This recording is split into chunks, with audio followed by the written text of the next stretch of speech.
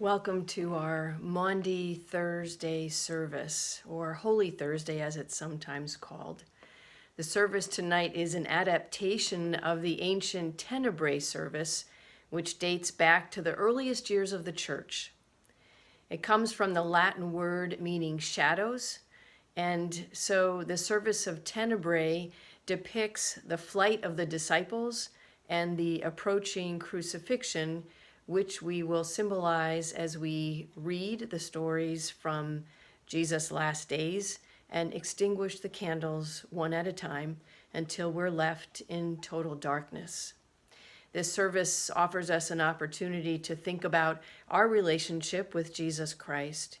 So I hope that the texts and the music that you hear tonight will draw you into the actions and the events that led to Jesus' crucifixion, and will help you think about your own relationship to Jesus, what your reactions might have been, and what you are doing now in your life to be a better follower of Jesus. Return to the Lord, the God of all mercies, for a feast of love has been prepared for God's own. We will bless the Lord at all times. O taste and see the goodness of the Lord. Happy are those who take refuge in God. Praise the Lord, and let us exalt God's name together. As part of our Tenebrae service, we'll be participating in a love feast, and I'll tell you more about that in just a moment. But let's prepare ourselves by bringing into the room where we are some bread or crackers and a beverage, could be coffee or tea or juice or water. This is the night of love. And so on this night, we welcome those seeking forgiveness. All of us here have wandered, and we invite those who are questioning. All of us are still learning, to join us in hearing and obeying the commandment of Jesus, and to feast at his table that we may love one another as he has loved us. Come all who are sinners, come all who are thirsty for the cup of blessing, come all who are weary, come to the feast of love.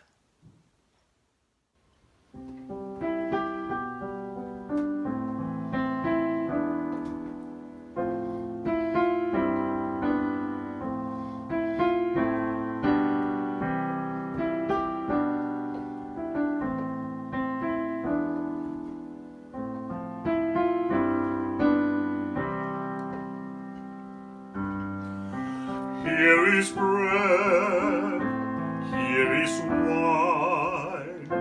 Christ is with us, he is with us. Break the bread, taste the wine. Christ is with us here. Here is grace, here is peace. Christ is with us, he is with us. Know his grace, find his peace. Feast on Jesus here. In this bread there is healing, in this cup is life forever. In this moment, by the Spirit, Christ is with us here. Here we are, joined in one. Christ is with us, he is with us. We'll proclaim till he comes, Jesus crucified. In this bread there is healing, in this cup is life forever. In this moment by the Spirit, Christ is with us here.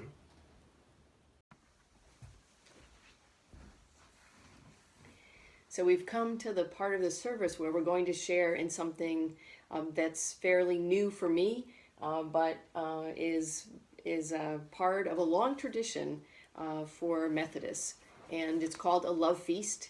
And in just a couple of minutes after I explain what it is, I'm going to have you hit the pause button right here in the middle of our Maundy Thursday service and share some conversation with your family. And if you're not home with others, then it'll be time for your personal reflection. But I'm also going to ask you to get yourself a little bit of a snack, maybe some crackers or some bread, and then some water, some lemonade or juice, even coffee or tea. Eduardo was telling me that the tradition he knows of about the love feast with the Moravians, they always have sweet cake and coffee, which sounds pretty good, but I didn't make any sweet cake, so we're going to do it with crackers. The love feast is a Christian fellowship meal that recalls the meals that Jesus shared with his disciples during his ministry. So not necessarily the Last Supper, but other times when he was with them and when he shared with them as his friends. It has its origins in the early church, and it's closely connected with the origins of the Lord's Supper, but it's something very different. For one thing, you don't need a pastor to hold a love feast. Any Christian can do it. And there isn't as much formal ritual around the love feast as there is around communion. So what it will mean is that you'll have a conversation with each other, and you'll just do that around your table or in your living room or wherever you happen to be. When the Methodists came here, they made love feasts an important part of early Methodism because they didn't always have an ordained minister who could serve communion to them. So we won't be having communion until we can get together again in person. Instead, we'll be doing the love feast, and we're going to do that tonight. So when you hit the pause button, as I said, share a snack and talk to one another about where you have seen signs of God's presence in the last few days, or maybe since you've been in quarantine, sheltering in place. So, for example, do you remember this week one of our neighbors turned 90 years old, and so another of the neighbors organized all of the families, and we lined up at a safe distance from each other on the street across from his house, and we had handmade signs and balloons. We waved at him, and we sang happy birthday, and it was a really beautiful sign of neighbors reaching out and supporting one another. And another thing I saw this week, there were handmade signs that had probably about this big that had been posted in the ground right at the end of one of the side streets that comes out to one of the main highways in Yardley. And the signs said, "Thank you, essential workers, love LMT, Lower Makefield Township." And I thought it was a really special way for those people who have to get up and go to the hospital to go to work, or who drive a truck, or who work in the grocery store, to know that their neighbors are thinking about them. So you're going to hit the pause button. You're going to have a little snack, share with one another, and tell a story about where you've seen signs of God's presence or God's love, or people who are doing the work of Jesus, loving one another, loving their neighbors. And then when you're ready, push play, and we'll come back for the Tenebrae part of our Maundy Thursday service. So there is a prayer that goes with the love feast, and I thought I'd share that with you. We've been asked to shelter in place to keep one another safe. For us, this is an act of communal grace. The Lord has not left us nor forsaken us. In divine love, we are held securely. We are not alone. We are still together, united by our prayers and our witness of hope before the world. You, O God, are the one who has loved each of us from before the world began. Even now, we are all being held in the security of loving arms. You are attentive to our every prayer, and through these prayers, you have knitted us together. You are aware of our needs before they are revealed at our horizon and have begun to act before we know to cry out.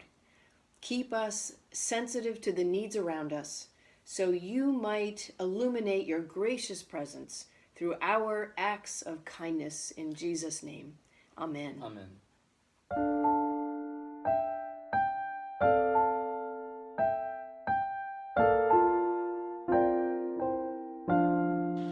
Let us break bread together on our knees. Let us break bread together on our knees. When I fall on my knees with my face to the rising sun, oh Lord, have mercy on me.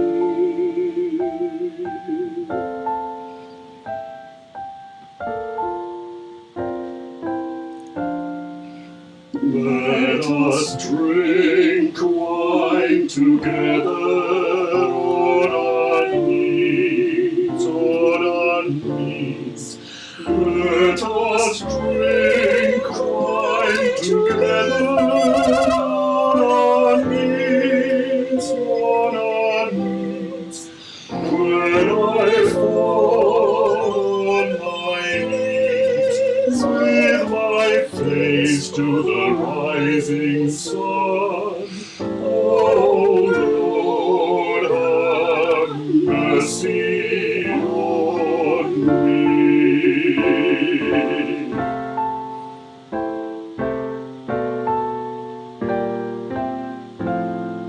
Let us praise God together Let on us our knees. praise God together Let on us our praise knees. God together Let us praise on our knees. When I fall on my knees with my face to the rising sun, Oh Lord, have mercy. oh Lord, have mercy. Oh Lord, have mercy on me.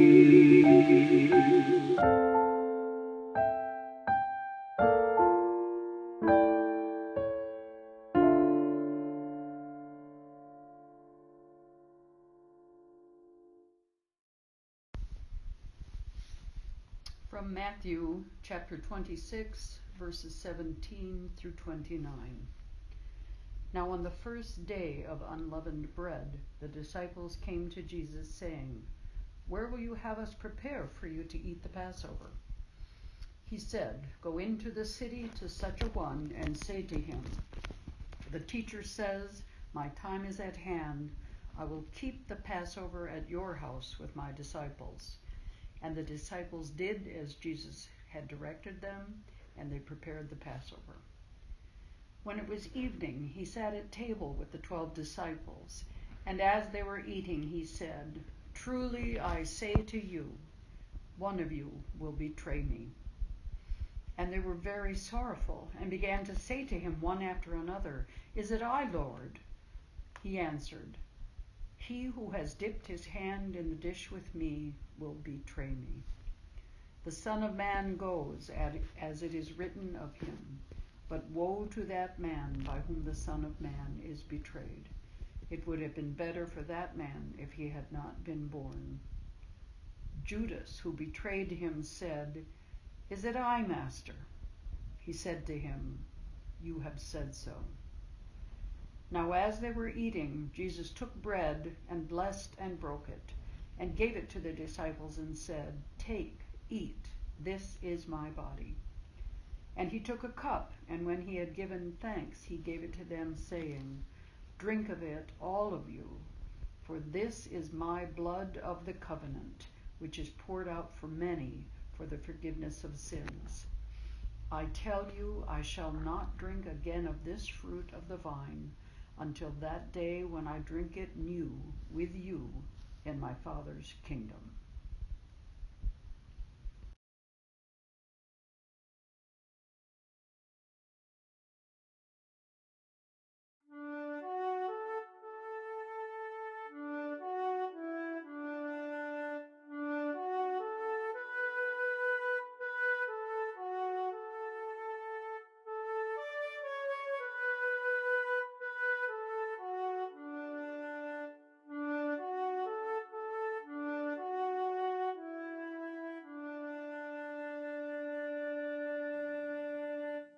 Your only Son, no sin to hide, but you have sent him from your side to walk upon this guilty sand and to become the Lamb of God.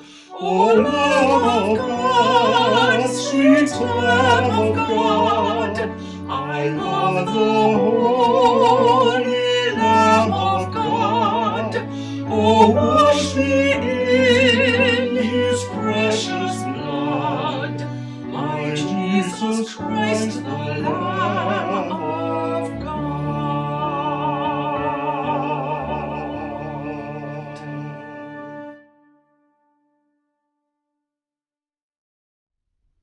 Matthew 26, verses 30 to 46. And when they had sung a hymn, they went out to the Mount of Olives. Then Jesus said to them, You will all fall away because of me this night, for it is written, I will strike the shepherd, and the sheep of the flock will be scattered. But after I am raised up, I will go before you to Galilee. Peter declared to him, Though they all fall away because of you, I will never fall away. Jesus said to him, Truly I say to you, this very night, before the cock crows, you will deny me 3 times. Peter said to him, Even if I must die with you, I will not deny you. And so said all the disciples. Then Jesus went with them to a place called Gethsemane, and he said to his disciples, Sit here while I go yonder and pray. And taking with him Peter and the 2 sons of Zebedee, he began to be sorrowful and troubled. Then he said to them, My soul is very sorrowful, even unto death. Remain here and watch with me. And going a little further, he fell on his face and prayed, My Father, if it be possible, let this cup pass from me. Nevertheless, not as I will, but as thou wilt. And he came to the disciples and found them sleeping. And he said to Peter, So could you not watch with me 1 hour? Watch and pray that you may not enter into temptation. The spirit indeed is willing, but the flesh is weak. Again, for the 2nd time, he went away and prayed, My Father, if this cannot pass until I drink it, thy will be done. And again he came and found them sleeping, for their eyes were heavy. So leaving them again, he went away and prayed for the 3rd time, saying the same words. Then he came to the disciples and said to them, Are you still sleeping and taking your rest? Behold, the hour is at hand, and the Son of Man is being betrayed into the hands of sinners. Rise, let us be going. See, my betrayer is at hand.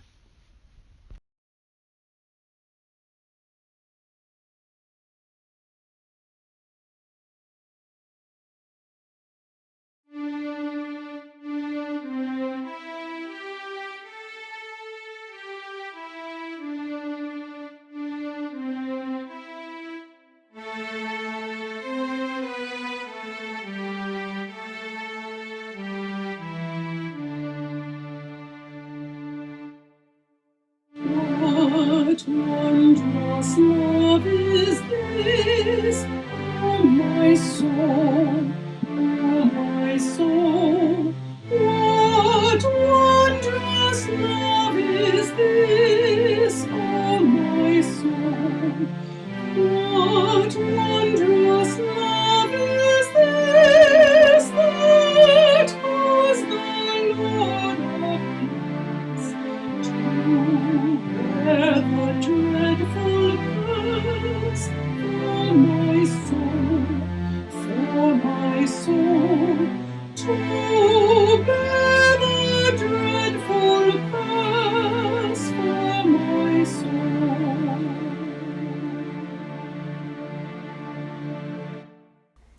A reading from Matthew chapter 26, verses 47 to 75, betrayed and denied.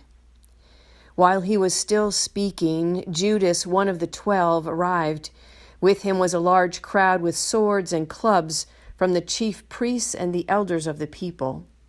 Now the betrayer had given them a sign, saying, "The one I will kiss is the man, arrest him." At once he came up to Jesus and said, "Greetings, Rabbi," and kissed him. Jesus said to him, "Friend, do what you are here to do." Then they came and laid hands on Jesus and arrested him. Suddenly one of those with Jesus put his hand on his sword, drew it, and struck the slave of the high priest, cutting off his ear. Then Jesus said to him, "Put your sword back into its place, for all who take the sword will perish by the sword. Do you think that I cannot appeal to my Father, and he will at once send me more than 12 legions of angels? But how then would the scriptures be fulfilled, which say it must happen in this way?" At that hour Jesus said to the crowds, "Have you come out with swords and clubs to arrest me as though I were a bandit? Day after day I sat in the temple teaching, and you did not arrest me. But all this has taken place so that the scriptures of the prophets may be fulfilled." Then all the disciples deserted him and fled. Those who had arrested Jesus took him to Caiaphas the high priest, in whose house the scribes and the elders had gathered. But Peter was following him at a distance, as far as the courtyard of the high priest.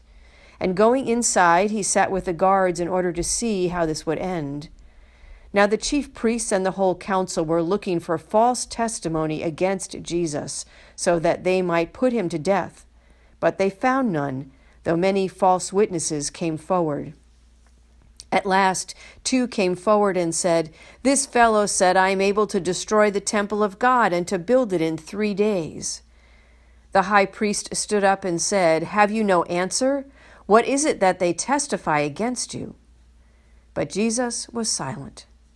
Then the high priest said to him, "I put you under oath before the living God. Tell us if you are the Messiah, the Son of God." Jesus said to him, "You have said so. But I tell you, from now on you will see the Son of Man seated at the right hand of power and coming on the clouds of heaven." Then the high priest tore his clothes and said, "He has blasphemed. Why do we still need witnesses? You have now heard his blasphemy. What is your verdict?" They answered, "He deserves death." Then they spat in his face and struck him, and some slapped him, saying, "Prophesy to us, you Messiah. Who is it that struck you?" Now Peter was sitting outside in the courtyard. A servant girl came to him and said, "You also were with Jesus the Galilean." But Peter denied it before all of them, saying, "I do not know what you are talking about." When he went out to the porch, another servant girl saw him, and she said to the bystanders, "This man was with Jesus of Nazareth." Again he denied it with an oath, "I do not know the man." After a little while, the bystanders came up and said to Peter, "Certainly you are also one of them, for your accent betrays you." Then he began to curse, and he swore an oath, "I do not know the man." At that moment, the cock crowed. Then Peter remembered what Jesus had said, "Before the cock crows, you will deny me 3 times." And he went out and wept bitterly.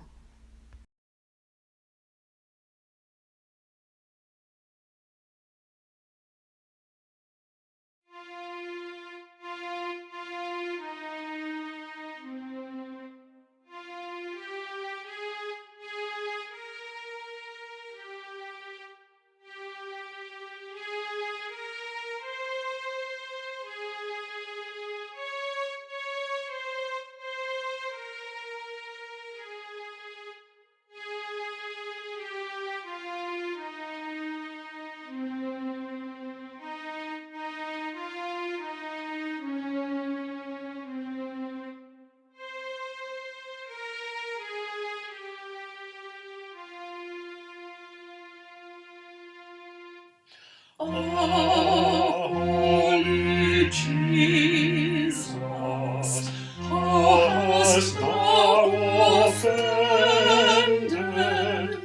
that we to judge thee, having hate pretended,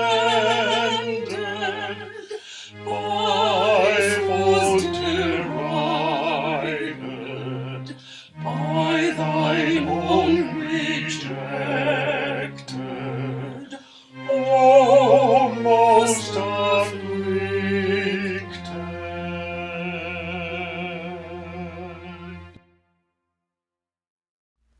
Matthew 27, verses 1 and 2, and verses 11 to 44.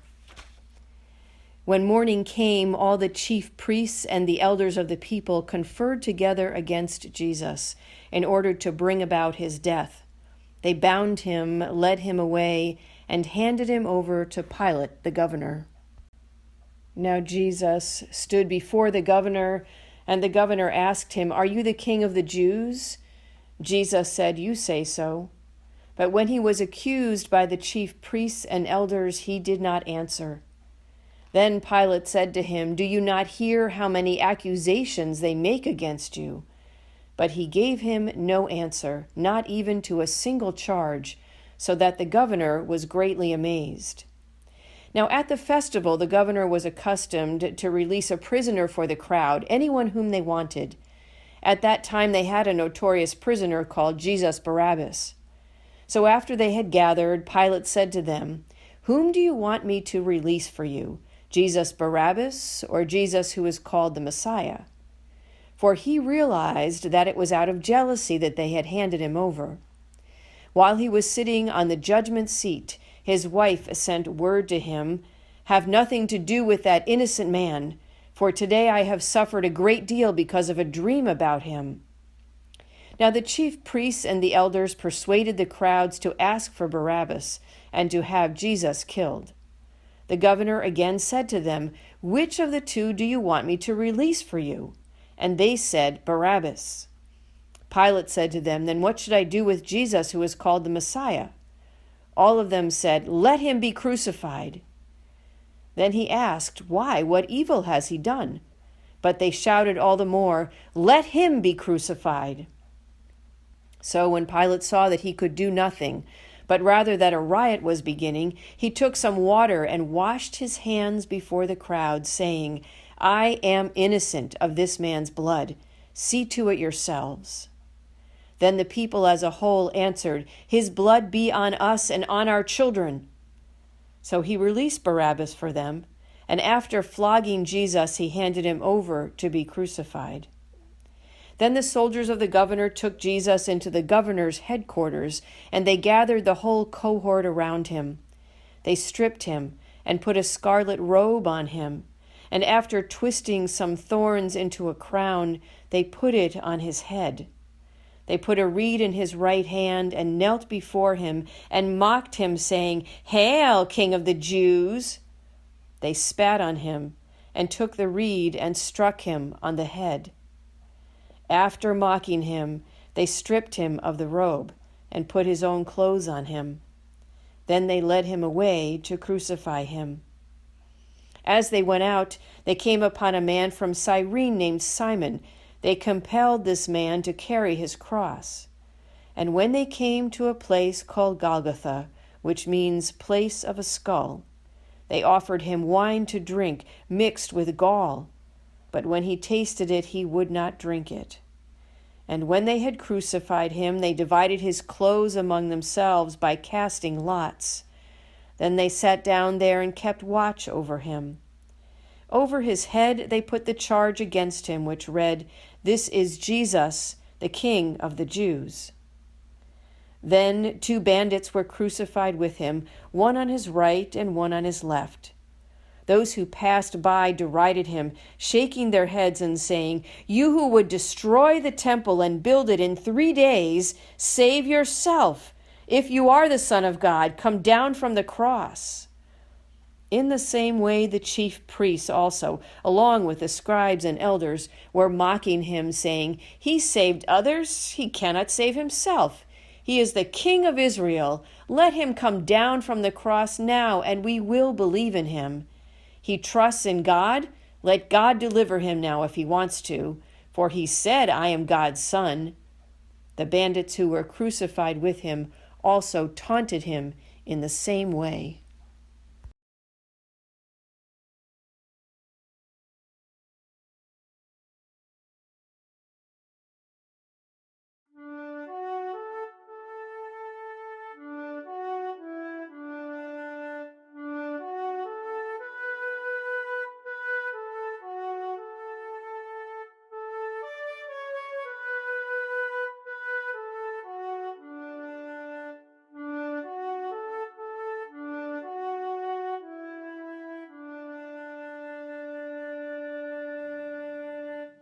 Your gift of love they crucified. They laughed and scorned him as he died. The humble king they named a fraud and sacrificed the Lamb of God. O Lamb of God, sweet Lamb of God, I love the holy Lamb of God. Oh, wash me in his precious blood, my Jesus Christ, the Lamb of God.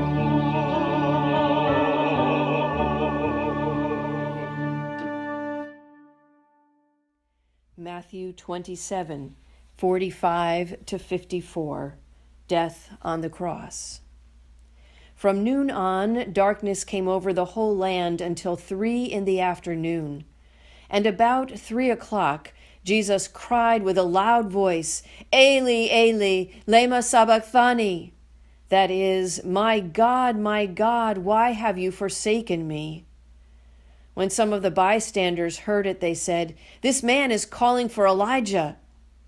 At once one of them ran and got a sponge, filled it with sour wine, put it on a stick, and gave it to him to drink.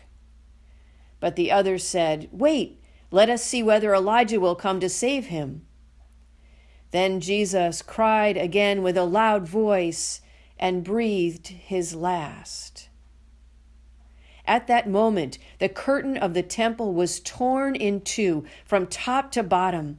The earth shook and the rocks were split. The tombs also were opened, and many bodies of the saints who had fallen asleep were raised. After his resurrection, they came out of the tombs and entered the holy city and appeared to many. Now when the centurion and those with him, who were keeping watch over Jesus, saw the earthquake and what took place, they were terrified and said, "Truly, this man was God's Son." Many women were also there, looking on from a distance. They had followed Jesus from Galilee and had provided for him. Among them were Mary Magdalene, and Mary, the mother of James and Joseph, and the mother of the sons of Zebedee.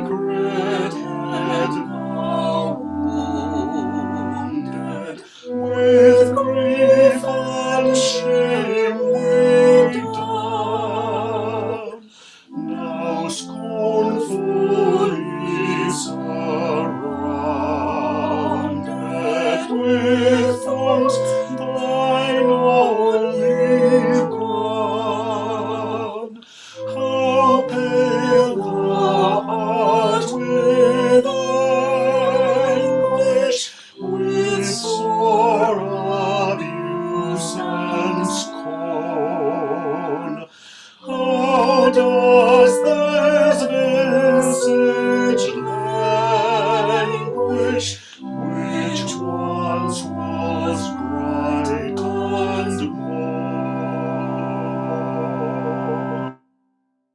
From Matthew 27, verses 57 to 66. When it was evening, there came a rich man from Arimathea named Joseph, who was also a disciple of Jesus. He went to Pilate and asked for the body of Jesus. Then Pilate ordered it to be given to him. And Joseph took the body and wrapped it in a clean linen shroud and laid it in his own new tomb, which he had hewn in the rock. And he rolled a great stone to the door of the tomb and departed. Mary Magdalene and the other Mary were there, sitting opposite the sepulchre. Next day, that is, after the day of preparation, the chief priests and the Pharisees gathered before Pilate and said, "Sir, we remember how that impostor said, while he was still alive, 'After 3 days I will rise again.' Therefore, order the sepulchre to be made secure until the 3rd day, lest his disciples go and steal him away and tell the people, 'He has risen from the dead,' and the last fraud will be worse than the first." Pilate said to them, "You have a guard of soldiers. Go, make it as secure as you can." So they went and made the sepulchre secure by sealing the stone and setting a guard.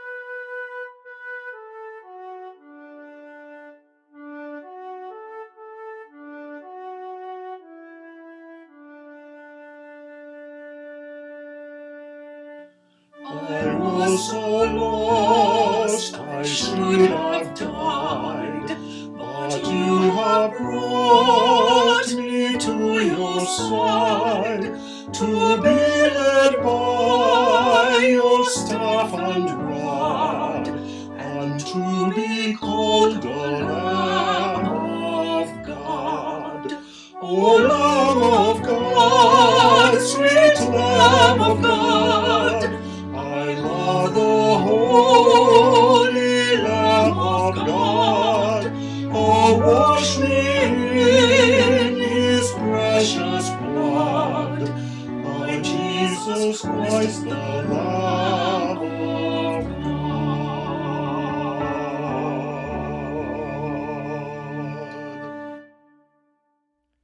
But even in the dark and desolate silence of the tomb, God has not deserted us. Even now we have the hope that was promised by the prophets and fulfilled in that Christmas manger in Bethlehem. The Christ candle that was the center of our Advent wreath reminds us that in all times and in all circumstances, when it seems we have been abandoned and forsaken even by God, we are not alone. God is with us.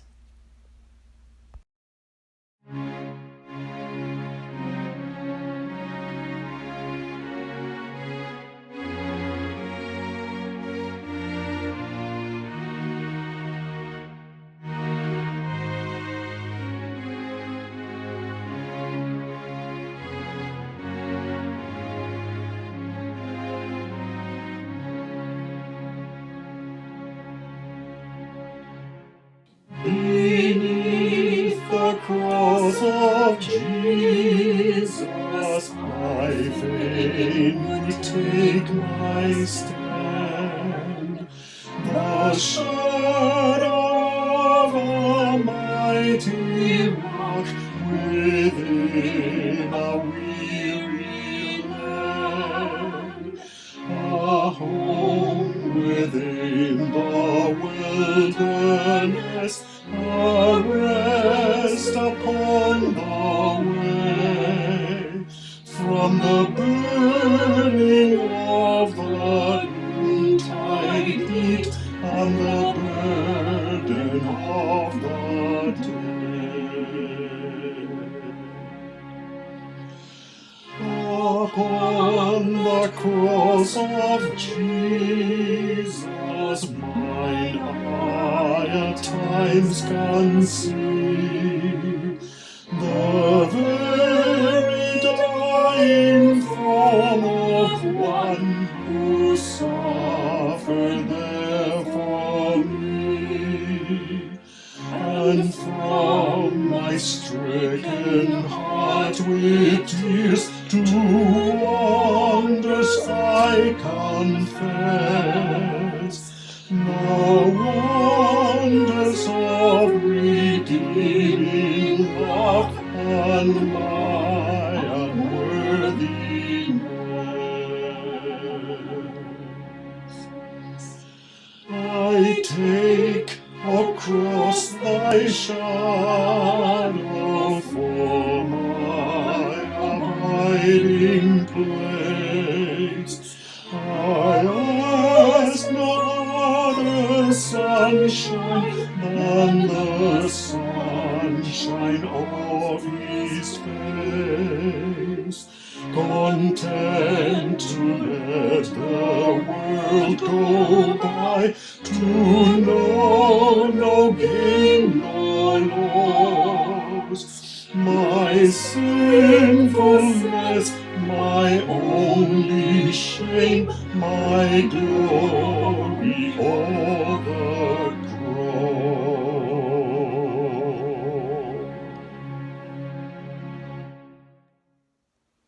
During a typical Holy Week, as we end the service, we would strip the sanctuary of all of the decorations, take all the altar cloths off of the altar, and leave the sanctuary bare to represent the empty tomb. Tomorrow is Good Friday, and we invite you to spend time in personal prayer during Good Friday. In the meantime, may the Lord bless you wherever you are. May you find comfort in the eternal love of God who was and is to come. May the hope you embrace be the hope you share until we see each other again. Amen.